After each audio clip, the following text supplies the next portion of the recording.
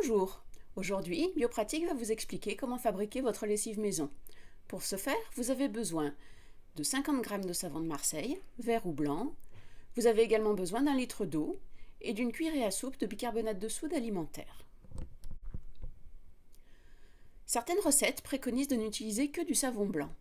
Dans ce cas, la lessive, une fois refroidie, fige et devient quasiment solide, ce qui la rend quasiment impossible à faire sortir de la bouteille.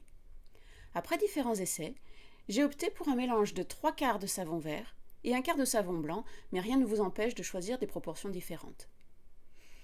Tâchez de prendre du vrai savon de Marseille. Les seules savonneries autorisées à délivrer cette appellation sont la Savonnerie du Midi, Marius Fabre, la Savonnerie du Sérail et la Savonnerie du Fer à Cheval. Certaines recettes incluent du vinaigre et des huiles essentielles. Personnellement, je n'en mets pas, je vous expliquerai plus loin pourquoi.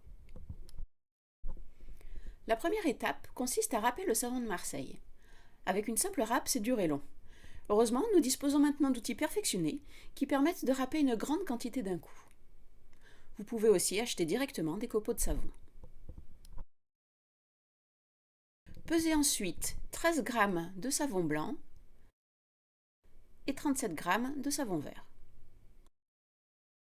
Faites bouillir l'eau. Versez ensuite le savon râpé dans l'eau et remuez bien. Ajoutez une cuillerée à soupe de bicarbonate de soude. Cela mousse beaucoup à ce moment-là, c'est normal. Portez à très faible ébullition pendant 10 minutes pour que le savon soit bien dissous. Une fois votre lessive refroidie, remuez-la bien à nouveau et versez-la dans une bouteille. Et voilà, vous avez fabriqué votre lessive maison. N'oubliez pas la dernière étape, l'étiquetage.